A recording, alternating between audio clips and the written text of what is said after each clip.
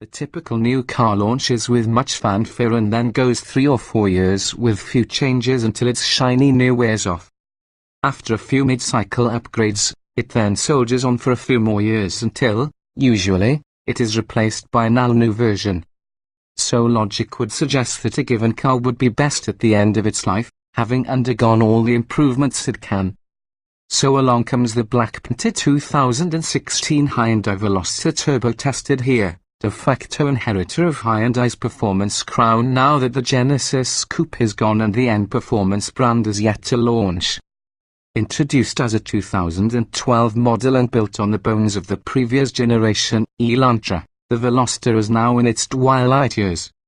The asymmetrical 3-door hatchback never underwent the typical midlife refresh, yet the car has been steadily improved, most significantly when the trout-faced 201 horsepower turbo arrived for 2013. For 2016, Hyundai added a Turbo Rally Edition and replaced the conventional 6-speed automatic transmission option with a fresh 7-speed dual-clutch automatic on turbo models. Non-turbo Velosters have offered a 6-speed DCT from the start. Turbos also get new sports seats, wider front tires now 22540R18, and an electroluminescent gauge cluster. We tested a manual-equipped Rally Edition earlier, but this test represented our first opportunity to spend quality time in a turbo with the new DCT. This is all promising in the best at the end of its run sense, and we were hoping that the dual-clutch transmission might meaningfully nudge the Veloster turbo in the hot-hatch direction. As it turns out, that logic does not apply. The Turbo DCT turned in some of the worst overall performance numbers of any turbo model we've tested to date, which includes the aforementioned Rally Edition and a pair of turbos in 2013, one manual, one automatic. Lag long and Veloster. First, the new DCT is no threat to the world's best. The crisp, instantaneous upshifts and happy, throttle blippy downshifts we've come to love in Volkswagens and Porsches with this transmission technology are notably absent. In drive, the dual clutch feels like a regular automatic, with slurry shifts and a general reluctance to downshift until you've mashed the throttle. Sport mode livens things up only slightly. Manual shifts can be summoned by using either squeaky plastic paddles behind the steering wheel or the shift lever. The latter, annoyingly, is tipped away from the driver to engage this mode. Perhaps it was designed for drivers who sit on the right, and serves up shifts by nudging the lever forward and downshifts rearward, the reverse of what most drivers intuitively prefer. Unfortunately, in no mode does the DCT act with real decisiveness. Catch the engine without the turbo spinning, and the transmission can feel as indecisive in its deliberations as the designers who couldn't choose between 2 and 4 doors. With shift lag and turbo lag, what feels like an epoch can pass before the car obeys commands from the driver's right foot. At least the turbocharged model sounds good, if artificially so, as tailpipe rumble is amplified through the speakers.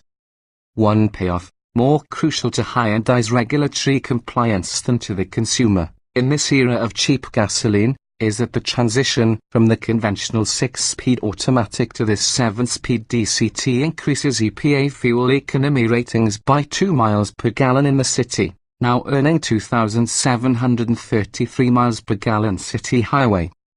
In our admittedly aggressive duty cycle, however, we achieved 23 miles per gallon in mixed driving, which is 1 mile per gallon worse than the 24 we recorded for both the 2016 manual transmission Rally Edition and the 2013 automatic. It wasn't difficult to get this car to display better numbers, well above 30 miles per gallon, on its trip computer during highway driving, but it takes abnormally large throttle inputs to get it to move away from a stop, so in-town driving took its toll on our average. Which points up why the DCT didn't deliver at the track, either. From a standstill, this Veloster accelerated to 60 miles per hour in 7.2 seconds, 100 miles per hour in 19.8, and through the quarter-mile mark in 15.6 seconds at 91 miles per hour. The manual-equipped 2016 Rally Edition hit those targets in 6.7 seconds, 16.8 seconds, and 15.0 seconds at 94 miles per hour. The 2013 Turbo Automatic did the same in 6.8 seconds, 20.4 seconds, and 15.4 seconds at 91 miles per hour. The DCT Turbo is simply a slug out of the hole, requiring hyper engagement to get it to launch with any urgency whatsoever. Most people don't drive that way.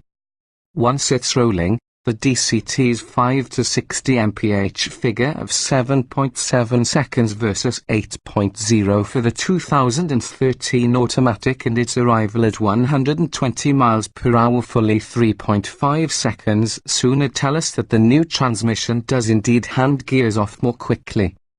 The clock doesn't lie, but the car feels no quicker in regular driving.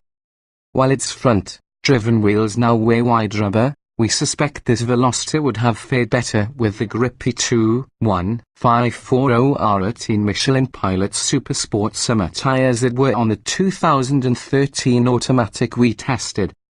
Those tires, a $1,200 option offered only in 2013, not only helped it achieve quicker off-the-line launches but also gripped the skid pad tenaciously to the tune of 0.90 grams versus this car's 0.85 grams. With the summer tires, 70 toes oomph braking took only 161 feet compared with the manual car's 173 and 185 foot stops, and this DCT version's simply abysmal 191 feet. At least tires are one of the few upgrades owners can make themselves after leaving the dealership. So it's a lackluster performer. As it turns out, it's just mediocre around town, too. Most who drove it noted an unduly harsh ride and vague, overboosted steering with a tendency to wander on the highway. Apart from the classy-looking new gauges, the interior design is a throwback to a decade ago, with a preponderance of hard plastic and cup holders that lack interior grips to hold drink containers in place. Regardless of one's aesthetic sensitivities, it's hard to see out of this thing with its low roof and thick pillars obstructing outward vision in nearly every direction. The new sport seats are delightful except for the indignity of displaying the word turbo on their side bolsters. Staffers are mixed on the exterior, too. Some think it looks whimsical and fun, while others feel it tries too hard, emphasizing difference just for the sake of being different. The small rear passenger side door isn't ideal for access to the back seat, but it's certainly easier than using the single, longer door on the driver's side. Once installed, two average-size adults fit reasonably well back there, albeit with precious little space between their heads and the rear glass. A Veloster also can hold a generous 16 cubic feet of stuff in its deep cargo space, once you've lifted it over the high sill.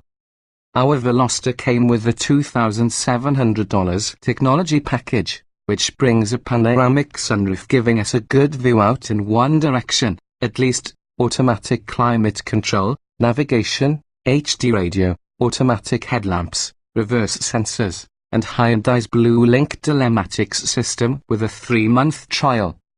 A set of carpeted floor mats for $125 brought the total to $27,460, making this the most expensive Veloster we've tested. We can think of many competitors for which we'd rather drop that kind of coin, the Volkswagen GTI where the DSG starts at $26,915. Or one could try to find one of the final Scientisi release Series 10.0 models, which were offered earlier this year at $25,135 in automatic form. The 268-horsepower Subaru WRX CVT might make a worthwhile stretch at $30,890 in order to get the extra power and all-wheel traction. We've had 5 years to warm up to the Veloster, and Hyundai has had the same amount of time to make it better at the end of its life than at the beginning. Neither has happened. We have higher hopes for the Elantra Sport sedan that's coming with more than 200 horsepower, an optional 7-speed dual-clutch automatic which we hope works better than this one does, and the benefits of the Elantra's new platform. The only Veloster attribute it seemingly will lack is funkiness, however you value that.